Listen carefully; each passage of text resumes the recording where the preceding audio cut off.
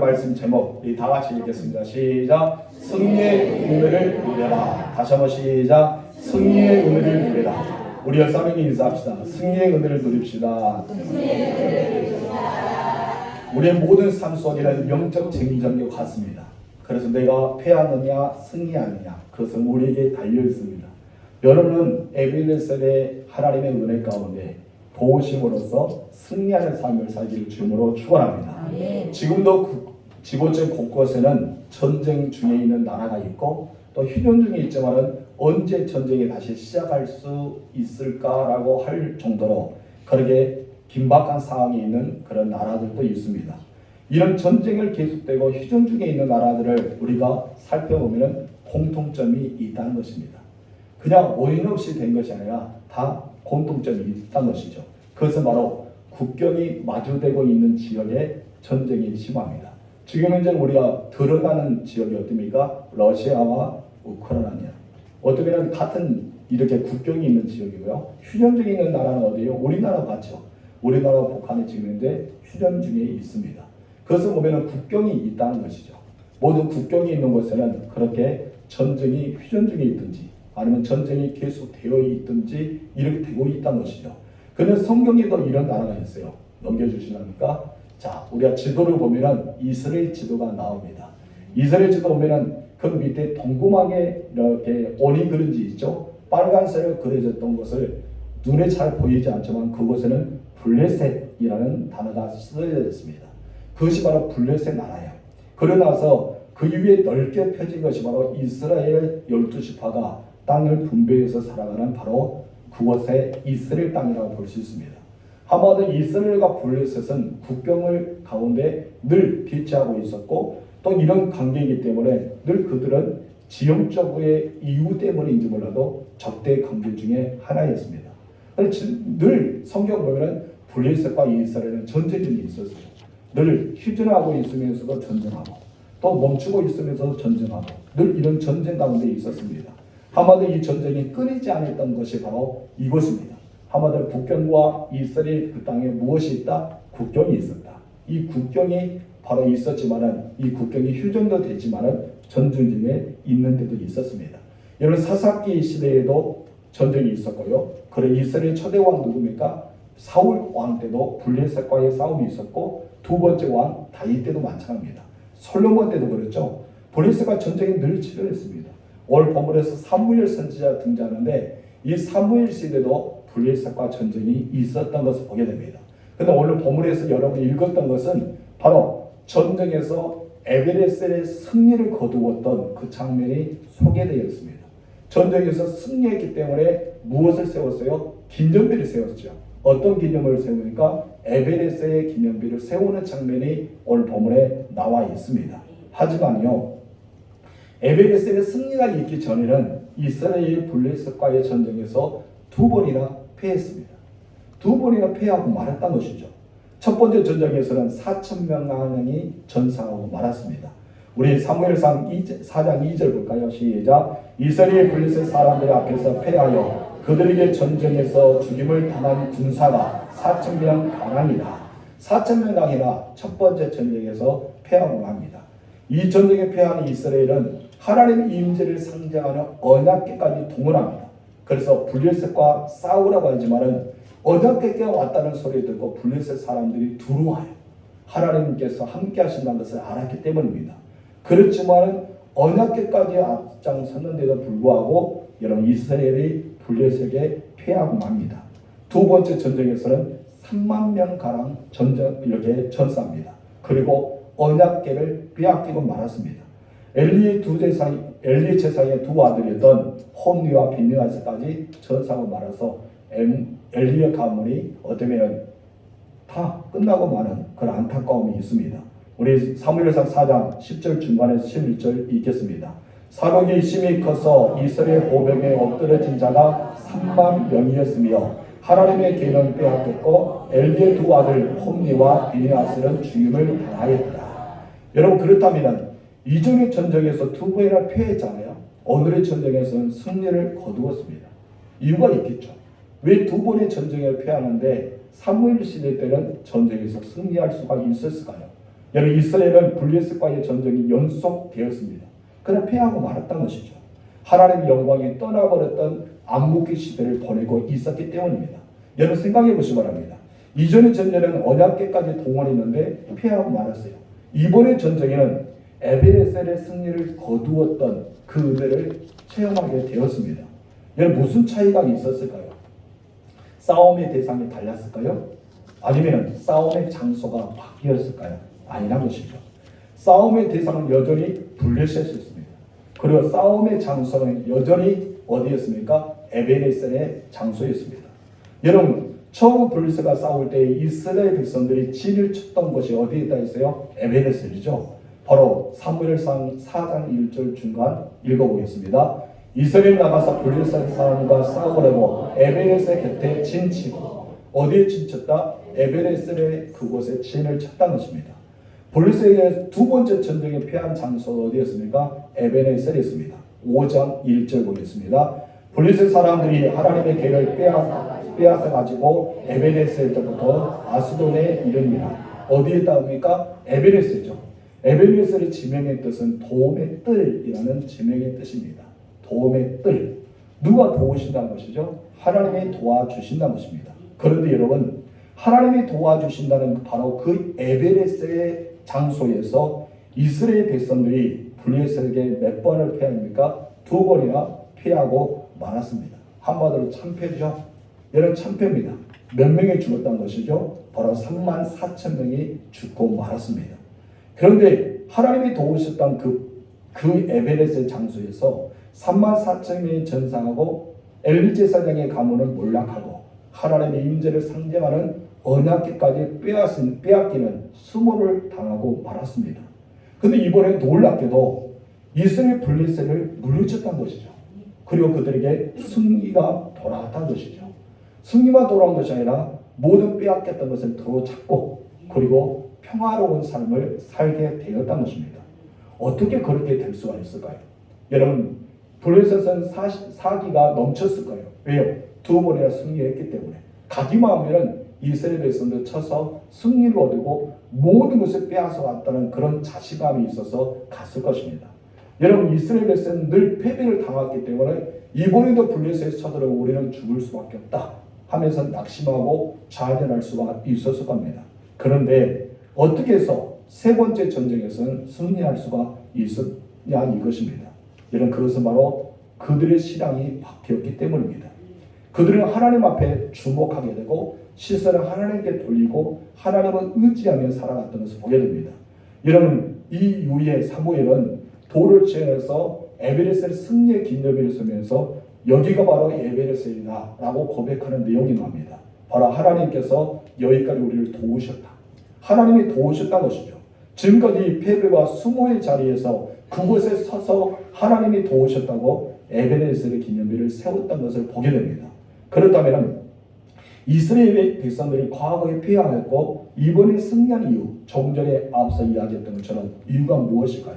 한마디로 하나님의 관계 문제였습니다. 어떤 문제였다고요? 하나님의 관계 문제.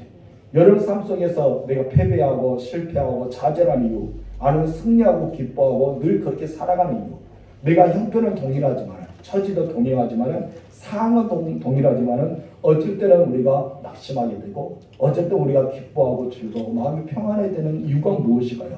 그래서 바로 하나님의 관계 문제입니다. 여러분 하나님의 관계가 틀어졌을 때는 암묵기 시대 때는 블레셋 사람들이 쳐들어갈 때 두 번이나 패하고 말았습니다. 이번에 하나님의 관계가 회복되고 나니까 어떻게 되었습니까? 바로 승리라는 놀라운 축복을 받게 되었다는 것입니다. 어떻게 하나님의 관계가 회복되었을까요? 바로 이스라엘 백성들은 자신이 섬겨왔던 우상들을 철저하게 제거합니다. 미스바 광야에 모여서 그들을 금식하며 자기 죄를 낱낱하게 고백하면서 회개하는 회개 운동이 시작됩니다.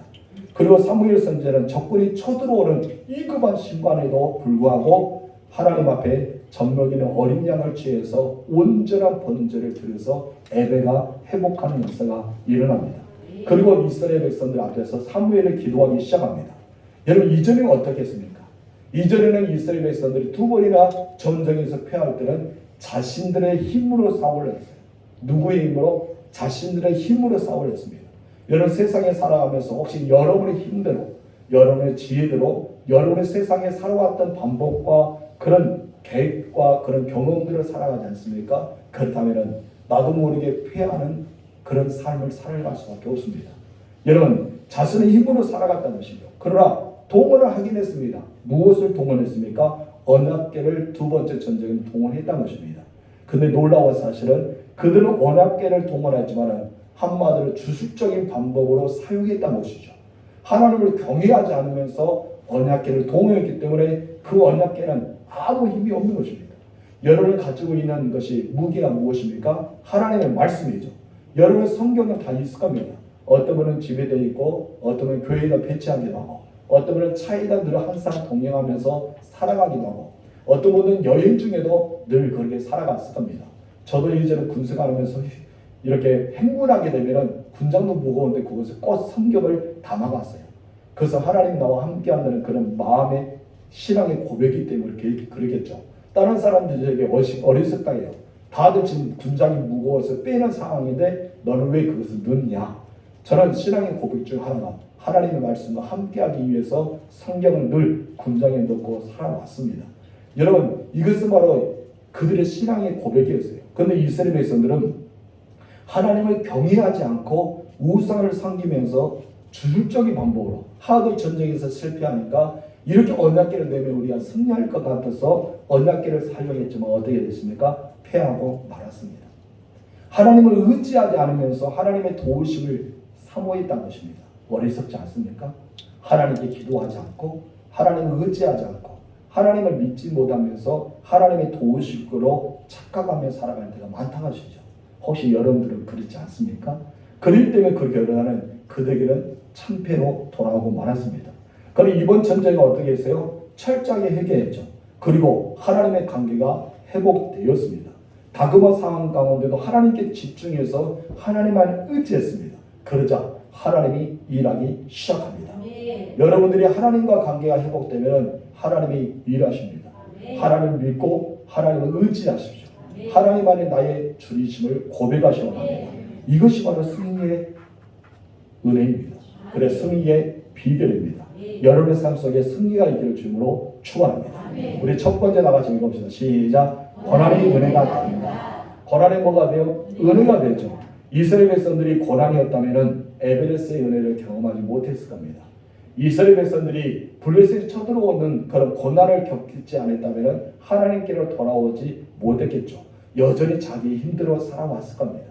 여전히 자기만을 의지하고 각자의 이 일곱 족속에 섬겼던 가나안 땅의 우상들을 섬기며 살아왔을 것입니다. 그러나 이스라엘이 에베레스의 은혜를 경험할 수 있던 이유는 바로 블레셋의 침략이 있었기 때문입니다. 이스라엘 백성들이 미스바 광야에 모여서 종일 금식하고 있었어요. 그리고 자기의 죄를 회개하며 자복하고 있었습니다. 그때 갑자기 블레셋 사람들이 이스라엘 백성들이 미스바에 모여서 있다는 소식을 듣고 나서 블레셋이 쳐들어오기 시작합니다. 하나님의 자신들의 기도에 응답하고 도우셨다는 사실을 알지 못했다는 것이죠. 누가요? 이스라엘 백성들이. 그리고 하나님의 살아계신 역사를 경험하지도 못했습니다. 그럴 때 블레셋이 쳐들어올 때 얼마나 그들 마음에 간이 녹았을까요? 예장이 닦였죠. 어떻게 하면 죽을까? 또 쳐들어온다. 우리는 다 죽었다. 예전에는 이곳에 모이지 않았는데 이제 다 한 곳에 모여있으니 우리는 죽을 수밖에 없다라고 생각했을 겁니다. 결과적으로 어떤 것입니까? 블레셋이 쳐들어왔기 때문에 이스라엘 백성들은 알았습니다. 무엇을 알았습니까? 하나님이 우리의 기도를 들어주셨다는 것.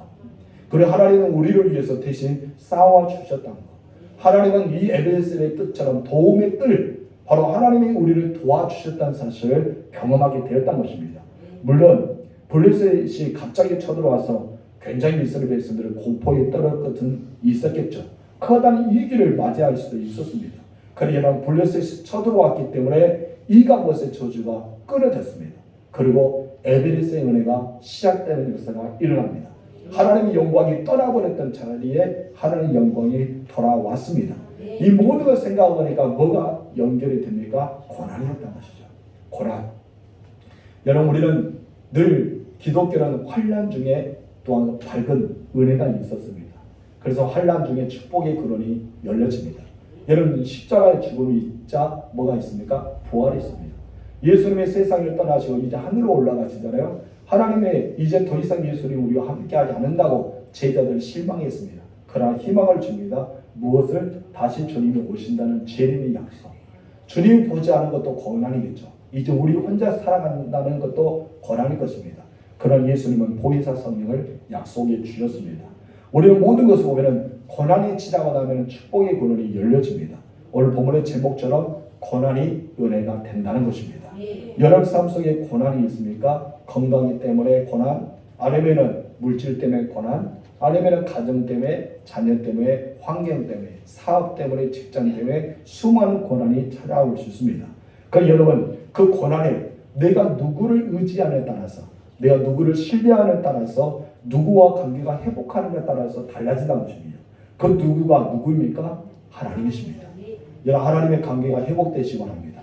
하나님과의 그 뜨거운 사랑이 회복되시기 바랍니다. 그렇다면 여러분에는 이가봇의 저주가 끊어집니다.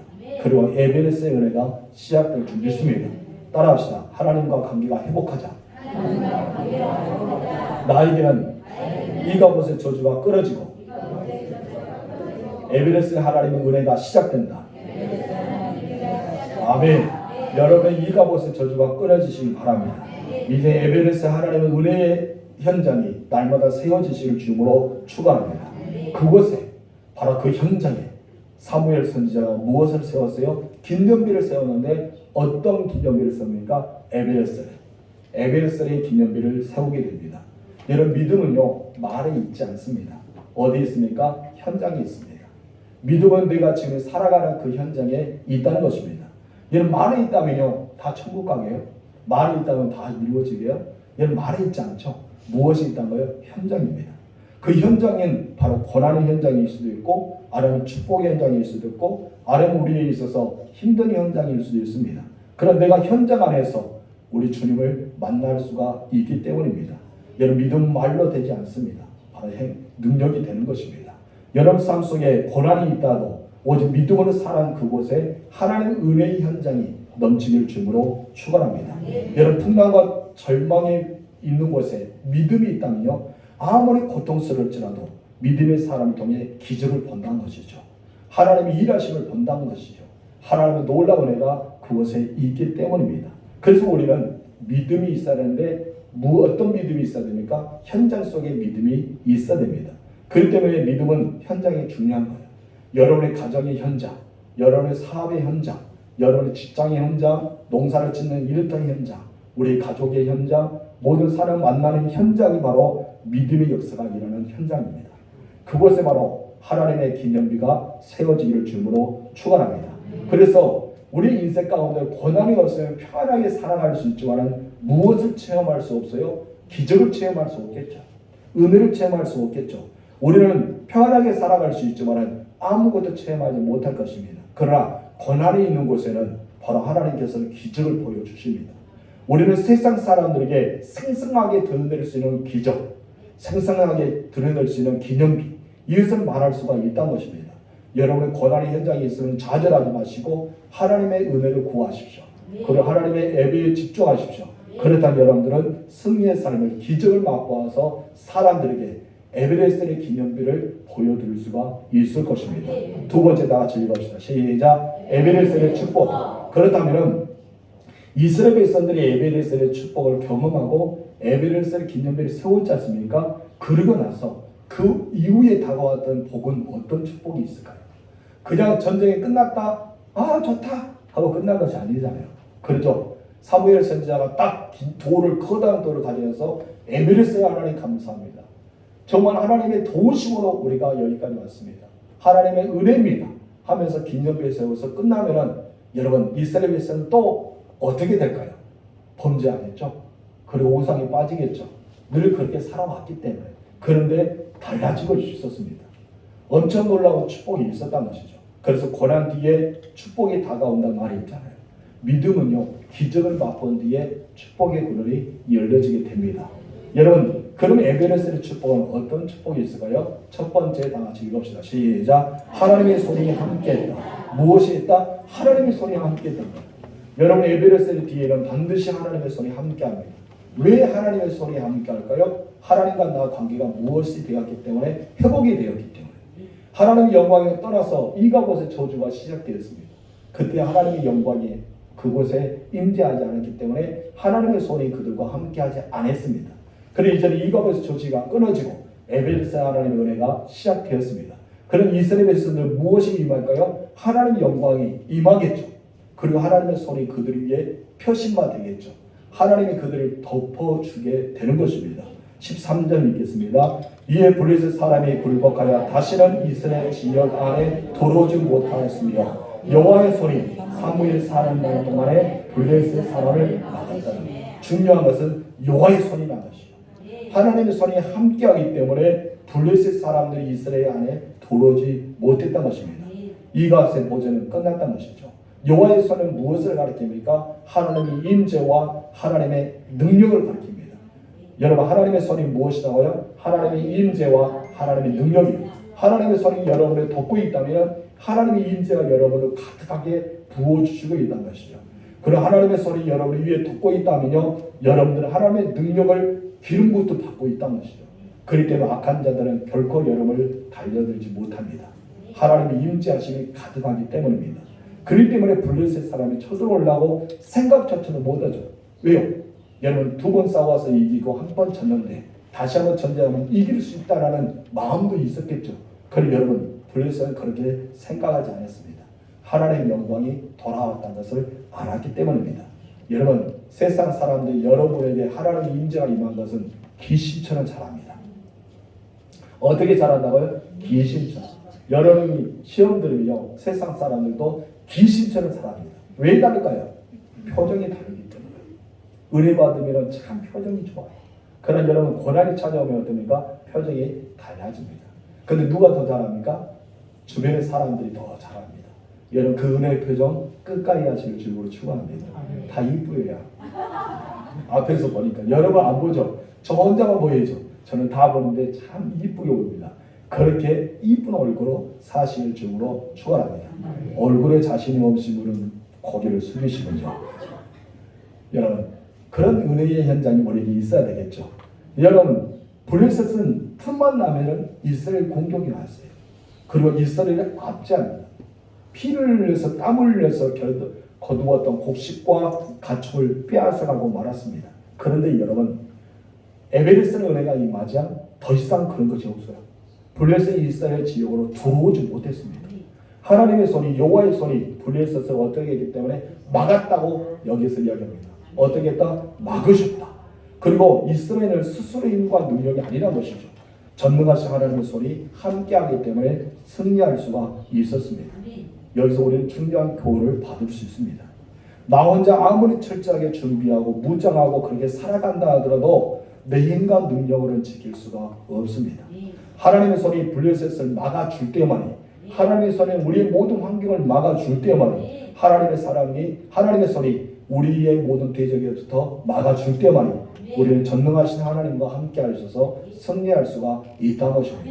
하나님의 손이 여러분에게 덮어지기를 주님으로 축원합니다. 두 번째는 어떤 복이 임하였을까요? 다 같이 읽읍시다. 시작. 잃어버렸던 땅을 회복했다. 무엇을 회복했다? 잃어버린 땅을 회복했다는 것이죠. 14절 3번의 말씀 시작. 블레셋 사람들이 이스라엘에게서 빼앗았던 성읍이 에그로부터 가드까지 이스라엘에게 회복되니 이스라엘 그 사방 지역을 블레셋 사람들의 손에서 도로 찾았고, 여기서 말합니다. 블레셋 사람들이 이스라엘에게서 빼앗았던 성읍들이 어디서부터 어디까지라나요? 에글론부터 가드까지 있었어요. 에글론부터 가드까지 블레셋에게 빼앗겨 말았습니다. 이 성읍들을 빼앗겼는데 이것들을 다시 한번 찾았다는 것이죠. 이거를 찾았어요. 그러면서 이거를 가르쳐 준 거는 무엇입니까? 이스라엘에게 회복됐다라고 이야기합니다. 여러분이 잃어버렸던 것은 무엇입니까? 건강을 잃어버리셨습니까? 물질을 잃어버리셨습니까? 아니면 관계 회복을, 여러분 관계를 잊어버렸습니까? 에베레스의 하나님의 임하심은요, 은혜의 현장이 있으면요, 모든 것이 회복될 줄 믿습니다. 에베레스의 은총은 임했을 때 이스라엘 백성은 그 땅을 차지했다고 말합니다. 하나님이 우리에게 주신 기업의 땅, 여러분 블레셋 사람은 더 이상 쳐들어오지 않았습니다. 그러나 에베레스의 은혜가 임하지 않을 때는요, 모든 것을 빼앗기고 말았어요. 곡식도, 짐승도, 땅도, 가축도 모든 걸 빼앗겼습니다. 그래 에베레스의 은혜가 임하자 어떻게 됐습니까? 빼앗겼던 것을 다시 돌아오는 건강이 돌아가고 물질을 돌아가고 가정이 돌아가고 모든 삶이 돌아갑니다. 그렇기 때문에 에베레스의 은혜가 얼마나 중요한지 아세요? 오늘 여러분 늘 에베레스의 은혜를 구하십시오. 하나님 나를 도와달라고. 지금까지 우리가 살아오면서 여러분들은 무엇을 잃어버렸습니까? 최근 하나님의 은혜로 내게 주셨던 것 가운데 무엇을 빼앗김을 당하였습니까? 혹시 건강이 있었나요? 조금 전에 이야기했던 것처럼 물질과 가정, 자녀, 삶의 터전, 아니면 하나님이 주시는 소망 그리고 사랑 이것을 잃어버렸습니까? 그렇다면 여러분 에베레스를 회복하시기 바랍니다. 그 은혜를 회복하면은 우리는 모든 것을 잘 얻을 수 있는 그리고 회복될 수 있는 은혜가 임할 줄 믿습니다. 여러분 잃어버렸던 것을 회복하실 주님으로 축원합니다. 그것이 바로 기념비예요. 어떤 기념은 에베레스의 기념비. 다시 한번 여러분의 인생과 가정에 에베레스의 기념비가 세워지기를 주님으로 축원합니다. 세 번째 찾아온 축복이 있었습니다. 여러분 에베레스의 기념비를 세운 뒤에 찾아왔던 축복 세 번째 다 같이 시작. 평화가 임했다. 14절 중간 시작. 또 이스라엘과 아모레 사람 사이에 평화가 있었더라. 여기서 평화가 있었단 말은 더 이상 보복하는 행위나 전쟁이 진행되지 않았다는 뜻이죠. 한마디로 전쟁이 끝났다. 평화가 찾아왔다라고 말합니다. 전쟁은 사라졌습니다. 그렇기 때문에 자연히 그 땅에는 고통과 괴로움이 사라지고 평화가 임하겠죠. 모두가 행복하게 살아났죠. 여기서 우리가 한 가지 유심하게 살펴봐야 됩니다. 지금 이제 이스라엘 백성들은 누구와 싸웠어요? 블레셋과 싸웠죠. 그럼 블레셋 싸움은요. 그럼 블레셋과의 화평이 임해야지죠. 그리고 블레셋과의 싸움이 그쳤기 때문에 뭐가 임해야 됩니까? 평화가 임해야 됩니다. 그런데 오늘 본문에 14절 중간에 보니까 블레셋의 마음은 사라지고 뭐가 납니까? 아모리 사람이 등장해요. 우리는 여기를 잘 봐야 돼요. 여기 유심히 잘 보십시오. 하나님은 반드시 에베레스의 도움으로 블레셋과 전쟁에서 끝나게 하셨습니다. 블레셋이 더 이상 쳐들어오지 않게 하시고 가드에서 에굴론까지 빼앗겼던 모든 땅을 다시 되찾았습니다. 그런데 오늘 본문의 14절에서는 블레셋과의 평화가 아니라 어디 암모리 사람과 평화에 대해서 말하고 있습니다. 그 이유가 무엇일까요? 암모리 족속은요 우리가 생각한 것처럼 약한 족속이 아닙니다. 가나안의 7 족속 중에 하나인데요. 단 지파를 자기 땅에서 쫓아낼 정도로 강력한 힘을 가지고 있는 족속이 아모리 족속이에요.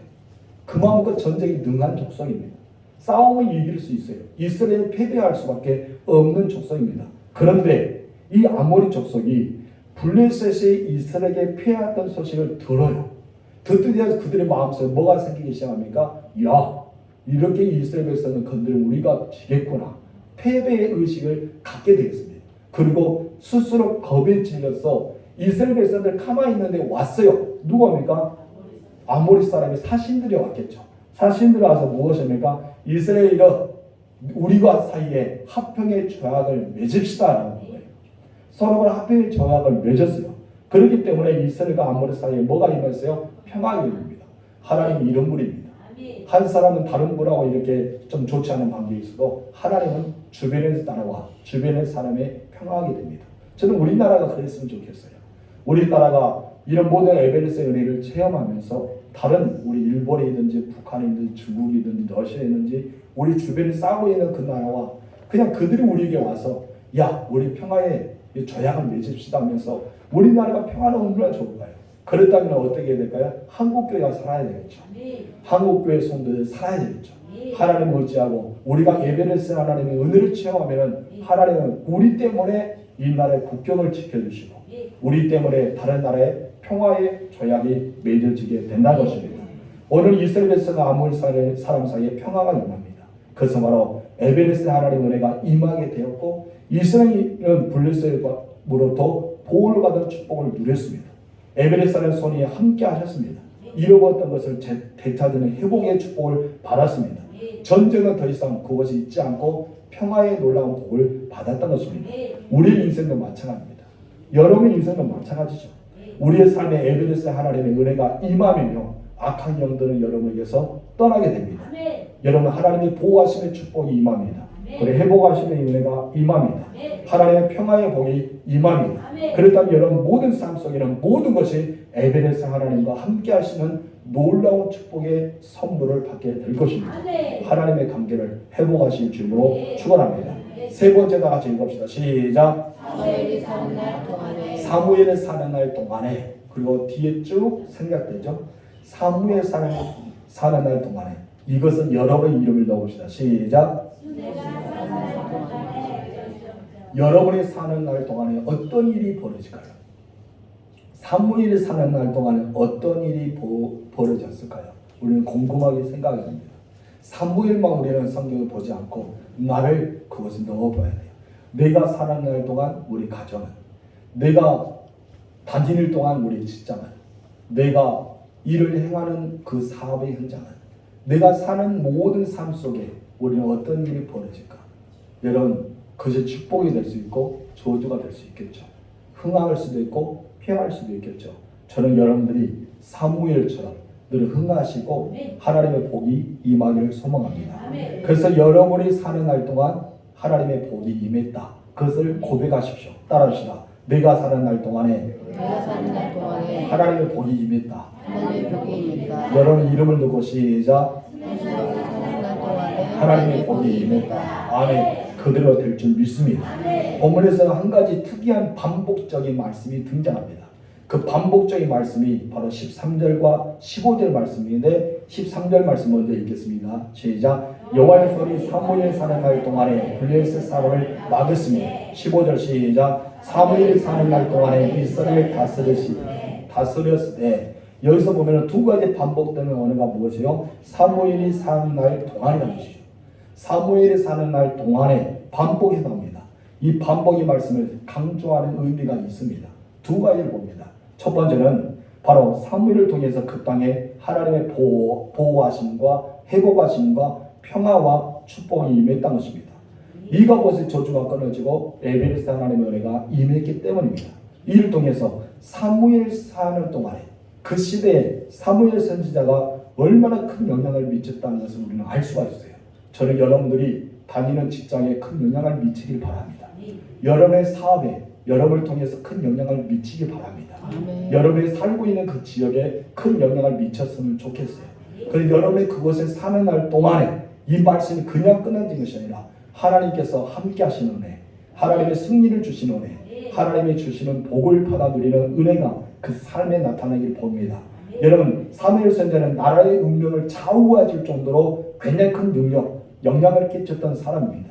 전능하신 하나님이시지만은 여러분, 하나님은요 사람을 통해 위대한 일을 해 나가십니다. 그런데 그 위대한 일을 누굴 통해 해 나갔어요? 사무엘을 통해 해 나갔죠. 하나님은 사람을 찾았습니다. 어떤 사람을 찾습니까? 그 일을 할 수 있는 사람, 그 일을 행할 수 있는 사람을 찾으신다는 것이죠. 여러분, 저는 여러분들이 하나님이 찾으시는 그 사람이 되길 바랍니다. 아멘. 여러분을 통해서 하나님은 그 일을 해 나갈 수 있는 그 사람이 바로 이 사람이다. 내가 사무엘을 통해서 알았는데 내가 오늘 이 사람들이다 하는 여러분이 되시길 주님으로 축원합니다.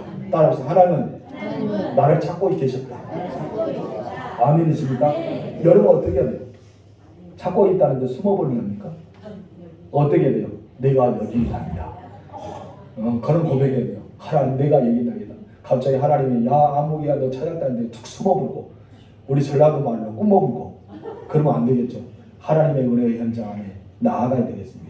여러분, 하나님 왜 사무엘을 통해서 이런 놀라운 역사를 해결해 나가실까요? 왜 사무엘일까요? 다른 사람이 아니고 왜 사무엘일까요? 왜 사무엘이라 생각할까요? 왜 하나님 여러분을 통해서 하나님은 여러분을 찾으시고 여러분에게 그 일을 맡기기를 원하실까요? 우리는 그것을 알아야 되겠죠. 두 가지 우리는 볼 수 있습니다. 왜 사무엘을 하나님이 선택한 줄 아십니까? 첫 번째, 너무나 기본적인 이야기 나옵니다. 굉장히 하나님 기본적인 것을 좋아하십니다. 기본적인 거예요. 우리가 볼 때 야 저것밖에 아는데 사무엘을 선택했어? 라고 할 정도로 굉장히 기본적인데 우리는 기본도 하지 못할 때가 있다는 것입니다. 여러분 무엇일까요? 첫 번째 다 같이 읽읍시다. 시작. 그가 기도의 사람이 있기 때문입니다. 무엇인가? 기도다. 그 당시에는 기도가 없었다는 것이죠. 다 알고 있었어요.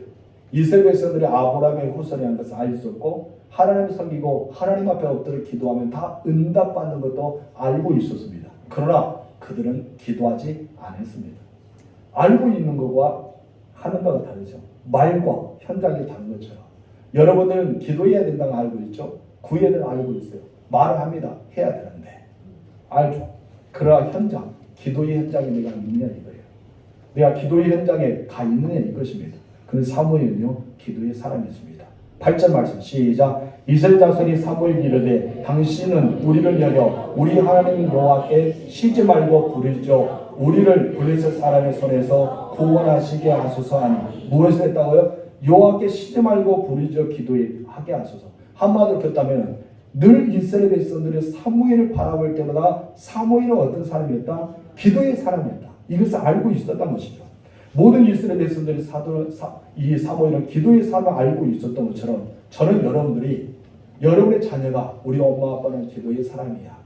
여러분의 주변의 사람들이 야 우리 장모님과 권사님과 안수사님과 집사님과 등록계 성도들은 기도의 사람이야. 이것을 알았으면 좋겠어요. 그래서 무슨 일만 있으면 와서 기도 좀 해줘. 세상 사람들도요. 기도 좀 해줘요. 저도 가끔 배드민턴 동호회에 와 있는데 예수 믿지 않고 불교 다닌답니다. 그런데도 불구하고 저에게 기도해 주세요라고 부탁하는 사람이 있습니다. 왜 그럴까요? 목사님이 기도의 사람인 줄 알겠죠. 여러분 우리는 그렇게 되기를 소망합니다. 여러분 사무엘은 기도를 하는 사람이었어요. 그렇기 때문에 사람들이 블레셋 사람이 이스라엘에 쳐들어왔을 때 가장 먼저 사무엘에게 기도를 부탁했기 때문입니다. 기도의 사람이 사무엘을 기도하면 반드시 하나님이 응답하신 것을 알았어요. 이것이 중요합니다. 기도의 사람이 그냥 기도만 하면 안 되죠. 응답하신 것을 알아야 돼요.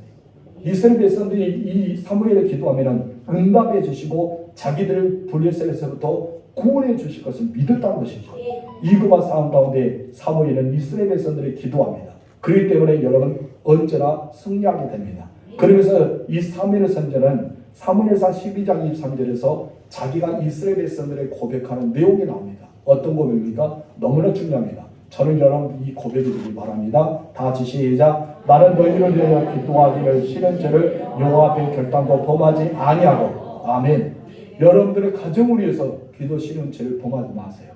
여러분 자녀를 사랑한다면 자녀를 위해서 기도 싫은 죄를 범하지 마세요. 우리 교회를 사랑한다면 우리 교회를 위해서 기도 싫은 죄를 범하지 마시기 바랍니다. 그렇게 보면은 기도를 싫은 것도 뭐더라? 죄다. 죄라고 단정하죠. 여러분 죄 짓고 있으니까 회개하십시오. 그래서 기도를 계속하시 바랍니다. 그의 어머니가 기도의 여인이 있죠. 누굽니까? 한나였습니다. 한나는 기도를 통해서 사무엘을 낳았어요. 죽는 순간까지 사무엘은 기도를 멈추지 않았습니다. 여러분 기도하는 사람이 있었기 때문에 하나님이 붙잡아 주셨고 하나님의 놀라운 복이 그 땅에 임했습니다. 여러분은 지금 기도하고 있습니까? 눈만 뻐금뻐금하고 있습니다. 아니면 여러분은 기도를 멈추고 싫은 죄를 범하고 있습니까? 그렇다면 어떻게 해야 될까요? 답은 여러분이 아십니다. 두 번째, 가장 기본적인 것 때문에 하나님이 너 내 사람이야 하고 쓰셨어요. 블레셋 사람에게 두 번에 실패했는데 에베레스 축복을 주셨어요. 이 사무엘을 쓰셨기 때문에. 근데 사무엘은 어떤 사람이었기에 하나님이 너야 라고 이야기했을까요? 첫 번째는 기도의 사람, 두 번째는 무엇입니까? 예배의 사람. 너무 기본적이죠. 야, 우리도 기도하는데, 우리도 예배를 드린대. 그러나 그때는 예배 드리기가 어려웠겠죠. 기도하기 어렵겠죠. 여러분의 상황 가운데 그래요. 정말 내가 예배 드리기 어려운 상황이 찾아옵니다. 예배를 드리지 못한 상황이 찾아옵니다. 기도할 수 없는 상황이 찾아옵니다. 그때 여러분 어떻게 해야 될까요? 예전에 제가 그런 이야기를 했어요. 어떤 사람이 예수를 잘 믿어서 내가 하루에 3번 정도는 예수의 이름을 증거하겠습니다. 고백했어요. 너무나 바쁘다 보니까 여러분 예수의 이름을 증거하지 못한 하루를 탁 지나고 말았어요. 그리고 자정이 되기 전에, 자정이 지나고 내리잖아요. 자정이 되기 전에 그 사람이 창문을 열고 이제 복음을 증거하겠다. 사람은 듣지 않듯이 그냥 외쳤습니다. 예수 믿으세요. 예수 믿으세요. 예수 믿으세요. 외쳤다고 제가 이야기했잖아요. 그래 외쳤습니다. 그래 그 사람은 문을 닫고 하나님께 감사 기도드렸어요. 하나님 오늘 내가 예수를 전했습니다. 3번이나 외쳤습니다. 이제 잘납니다. 약속 지켰어요? 하고 잤다는 것이요. 그런데 하필이면 그곳을 지나가는 사람이 있었어요. 삶을 포기하고 싶었던 사람, 자살해서 죽고 싶었던 사람이 있었어요. 근데 어디선가 모르게 사람도 없는데 갑자기 자기 귀에 때리는 소리 있어요. 너 예수 믿어야 된다. 너 예수 믿어야 된다. 너 예수 믿어야 살아. 그러니까 이 사람은 어떻게 증거했다고요? 예수 믿으세요. 예수 믿으세요. 전하는데 듣는 사람은 다르게 들렸다고요. 너 예수 믿어야 돼. 너 예수 믿어야 돼. 예수 믿어야 살아. 그래서 그 사람이 교회에 나가서 예수를 영접하고 자기 생명을 살았다는 그런 이야기를 한 적이 있습니다. 여러분, 쉬운 것 같아도 쉬운 것이 아닙니다. 전도 쉬운 것 같아도 쉬운 것이 아니에요. 내게 있어서 하지 못할 때가 있지만 그것을 해낼 수가 있는 사람이 돼야 돼요. 기도하지 못할 때 기도하는 사람에게 기도의 응답의 역사가 일어납니다. 가장 좋은 것을 드리잖아요. 예배 드리지 못하는 시간이 내게 찾아왔을 때 예배 드리는 것을 선택할 때 하나님은 가장 좋은 걸 줍니다. 왜요? 하나님은 예배를 선택하기 때문에 그 가장 좋은 것을 하나님께 드렸기 때문입니다. 여러분 9절 말씀 시작. 사무엘이 젖 먹는 어린 양 하나를 가져다가 온전한 번제를 여호와께 드렸고 아멘. 온전한 번제를 드렸다는 것은 그가 젖 먹는 어린 양을 제단에 올려서 완전하게 불을 태워서 드렸다는 것이죠. 그런데 불이 태워 드렸는데 없어질까지 이 불이 소멸될 때까지 완전히 끝날 때까지 드렸다는 것이죠. 여러분 예배 자리는 끝날 때까지 떠나시면 안 됩니다. 무슨 말인지 알죠? 예배 자리는 끝난 것이 중요해요. 마지막 축도까지 받고 가야 돼요. 그럴 때 예배 자리는요 끝날 때까지 중요합니다. 근데 사무엘이 예배 끝날 때까지 모든 불이 다 소멸될 때까지 그 자리를 떠나지 않았습니다. 지금 이제 어떤 상황인 줄 아세요? 예배 자리를 떠나야 되는 임박한 상황입니다. 예배를 자리에 떠날 수밖에 없는 그 상황이 그들에게 벌어졌습니다. 왜 그럴까요? 멀리서 블레셋 군대가 말굽 소리와 함께 쳐들어오고 있습니다. 백성들이 다급하여서 사무엘에게 외치고 있습니다. 어떻게 하면 좋겠느냐? 우리는 지금 이제 전쟁에 두 번이나 패했기 때문에 이번에도 죽을 수밖에 없다. 어쩌면 머뭇거려 있으면 죽음을 이 목숨을 잃을 수밖에 없는 긴박한 상황이 일어나고 있는 현장이 미스바에서 사무엘을 번제로 하나님께 드리고 있는 순간이 있습니다. 그러나 여러분 사무엘이요 그런 상황이 오더라도 여러분 예배를 멈추지 않았습니다. 여러분 우리 교회가 자랑스러운 것은요 호라이 시대에도 한 번도 교회 문을 안 닫았던 것이죠. 우리는 예배를 멈추지 않았습니다. 오후 예배도 여러분의 가정에서 드릴지라도 저희 가정은 이 교회를 끝까지 지켜왔습니다. 우리 교회는 예배를 멈추지 않았다는 것이죠. 그렇기 때문에 하나님이 이렇게 은혜와 회복의 시간을 빨리 주셨던 것 같습니다. 여러분 사모님이요 어떤 흔들림 속에도 온전히 예배에 흔들리지 않고 번제에 드리는 데 집중하였습니다. 하나님을 믿었다는 것이죠. 하나님이 기뻐 받으신 것을 알았다는 것이죠. 우리가 한순간도 우리는 어떤 순간에도 여러분 예배에 집중하는 삶이 되어야 할 줄 믿습니다. 예배는요 나의 목숨을 드리는 거잖아요. 나의 생명을 드린 것이 예배잖아요. 나의 시간을 드리고 나의 모든 걸 드린 것이 예배입니다. 여러분은 정말 하나님이 찾으시는 그 한 사람이십니까? 여러분은 하나님이 찾으시는 예배자가 이거예요. 우리는 예배자가 되어야 됩니다. 아멘이십니까? 그래서 사무엘은요 하나님께서 그가 기도자이기 때문에 예배자이기 때문에 그를 선택해서 그 땅에 에베레스의 기념비를 세워 드렸습니다. 여러분은 기도자가 되셔야 됩니다. 이전에 그렇지 못했다면 회개하시면서 그런 마음을 가지고 다시 새롭게 거듭나시죠. 그래서 예배에 집중하고 기도에 집중해서 하나님의 찾으실 그 한 사람 여러분 되시고 여러분의 삶 가운데 에베레스의 기념비가 세워지실 줄로 축원합니다. 마지막 네 번째 다 같이 읽읍시다. 시작. 이 시대의 사무엘이 되자. 여러분이 이 시대의 사무엘이 되시기 바랍니다. 여러분 이 시대에 하나님의 놀라운 역사가 일어나기 바랍니다. 이 시대에 하나님의 은혜를 경험하시기 바랍니다. 여러분 사무엘이 1년에 한 차례씩 베델에서 길갈에서 미스바로 미스바의 자기 고향 라마로 와서 순회하면서 이스라엘을 다스렸다고 말합니다. 그리고 나서 모든 것을 고향에 와서 했던 행위가 있었어요. 여러분 그는 베델에 가서 무엇을 했을까요? 하나님 앞에 기도하고 예배를 드렸겠죠. 길갈로 가서 무엇일까요? 똑같이 했어요. 그리고 모든 산마다 그는 떠나지 않았던 것을 기도와 예배에 살림했습니다. 아브라함이 갈 바를 알지 못할 때 가장 먼저 첫 번째 했던 것이 무엇인지 아세요? 말씀에 순종하고 가는 것에 예배를 드렸습니다. 여러분 야곱도 마찬가지예요. 베델에서 예배를 드립니다. 그리고 마지막 자기의 삶에 이급할 때 베델을 다시 돌아가서 예배의 기념비를 세우게 됩니다. 17절 읽겠습니다. 라마로 돌아왔으니 이는 거기에 자기 집이 있음이니라. 거기서도 이스라엘을 다스렸으며 또 거기에 여호와를 위하여 제단을 쌓았구나. 아멘. 또라는 표현이 중요합니다. 또라는 것은 강조하는 메시지 중에 하나입니다. 사무엘 모든 사역을 마치고 늘 그곳에 있을 때마다 또 예배를 드리고 또 계속 반복해서 이것을 하고 있습니다. 여러분, 성경 역사는요, 하나님의 손이 붙들리고 한 시대에 선한 영향과 위대한 영향을 끼쳤던 인물들을 쭉 찾아보면 공통점이 있습니다. 딱 두 가지, 예배와 기도입니다. 예배와 기도하는 사람을 찾으십니다. 하나님을 찾는다고 표현하는 것은 예배자죠. 하나님을 만나고 싶다고 표현할 것도 기도입니다. 여러분, 우리가 하나님 만날 수 있는 것은 기도와 예배뿐입니다. 여러분, 하나님 만나십시오. 그래야 여러분 인생의 모든 것이 펼쳐지는 역사가 일어날 줄 믿습니다. 전능하신 하나님이 여러분의 사는 날 동안 여러분 가정에, 여러분 직장에, 여러분 사업에, 여러분 농사에, 여러분 모든 삶의 터전에 악한 원수의 공격으로부터 막아주시는 하나님의 손이 함께 하시기를 주님으로 축원합니다. 앞으로 잃어버렸던 모든 건강과 물질과 가정과 관계가 회복되는 역사가 일어나기를 주님으로 축복합니다. 여러분 사는 날 동안 여러분 가정과 여러분 모든 삶 속에 놀라운 평화가 임하기를 주님으로 축원합니다. 그 모든 것은 에베레스트 하나님의 축복입니다.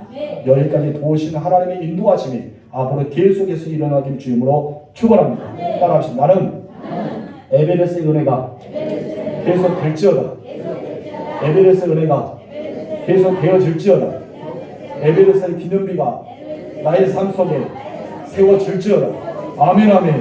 기도하겠습니다. 참 좋으신 나의 하나님 아버지 감사합니다. 오늘 이렇게 사무엘상 7장을 통해서 에베레스트의 하나님에 대해서 함께 나왔습니다. 하나님 아버지, 내가 기도가 회복되어지고 예배가 회복되어지며 고난에서 축복이 변화되는 역사가 일어나게 하옵소서. 에베레스트의 축복이 나의 삶 속에 나타나기를 원합니다. 그래서 우리가 경험하지 못했던 놀라운 종이 우리에게 가득 나타날 수 있도록 주님 복을 내려 주시옵소서. 그래서 우리가 다시 한번 기도의 무릎을 꿇게 하여 주시고 또 온전한 하나님 앞에 예배 드림으로써 우리 삶에 회복하는 역사를 경험하고 나 때문에 나의 가정에 영향이 있는 사람, 나의 직장에서 영향이 있는 사람, 나의 모든 마을에서 나의 삶에서 영향이 있는 사람에 대하여 하나님의 승리의 은혜가 우리에게 채워질 수 있도록 역사하여 주옵소서. 오늘의 본문의 말씀의 제목처럼 승리의 은혜를 누리라라고 했는데 내가 승리의 은혜를 누리는 자가 되고 그 승리의 은혜를 온 세상에 증가하는 믿음의 사람들이 되어지게 허락하옵소서. 나의 삶의 현장에 하나님의 영향이 있을 줄 믿습니다. 나의 삶의 현장에 복이 있을 줄 믿습니다. 나의 삶의 현장에 하나님의 축복이 일어날 줄 믿습니다. 주님 역사하여 주시옵소서. 이 시간 여러분의 마음이 괴로운 사람 마음에 손을 얹으시고 또 우리 여러분의 몸이 아픈 사람은 아픈 것에 손을 얹어서 제가 기도하도록 하겠습니다. 하나님 아버지, 당신을 사랑하는 남종과 여종들이 세상을 살아갈 보니까 너무나 마음이 아프기도 하고 또 우리의 육체가 고난을 통해서 힘들기도 합니다.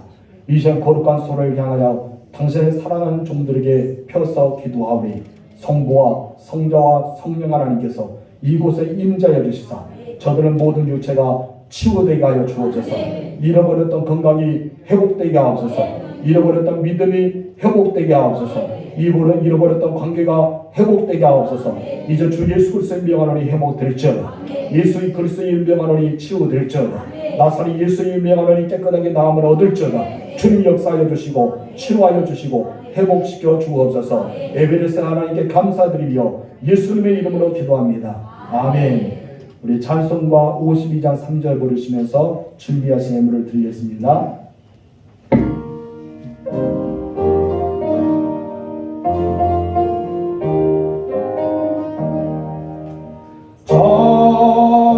자비하신 나의 하나님 나의 주님 바치는 것 너무 적어 부족한 손 내밀어 복 주시고 이끄시니 생명도 드립니다. 아멘. 우리 다 같이 나서서 봉헌사의 고백을 하나님께 드리겠습니다. 나와 내 백성이 무엇이기에 이처럼 즐거운 마음으로 드리 힘이 있으나이까. 모든 것이 주께로 말미암아 싸우니 아멘. 참 좋으신 나의 하나님, 에베레스 하나님 감사드립니다. 여기까지 도우시고 앞으로도 인도하시고 선하게 일하실 줄 있기에 감사를 드립니다. 하나님 앞에 11조를 드리는 남종과 여종들이 있습니다. 하나님 앞에 이 11조를 받으시고 하늘의 문을 열어주시다. 아브라함이 멜기세덱에게 11조 드림을 그가 거부가 되고 강건한 자가 되고 하나님 주시는 복을 받았던 것처럼 아브라함이 받았던 그 11조의 복이 저들이 임하게 하옵소서. 말라기 3장 10절의 모든 11조의 복이 임하기를 합니다. 하늘의 문을 열어주시고 저들의 모든 삶 속에 쌓을 것이 없도록 부어주시옵소서. 그래서 모두가 11조의 간증을 통해 하나님 앞에 더 영광을 돌리게 하옵소서. 하나님 선교예물 후원자가 되게 하여 주셔서 감사드립니다.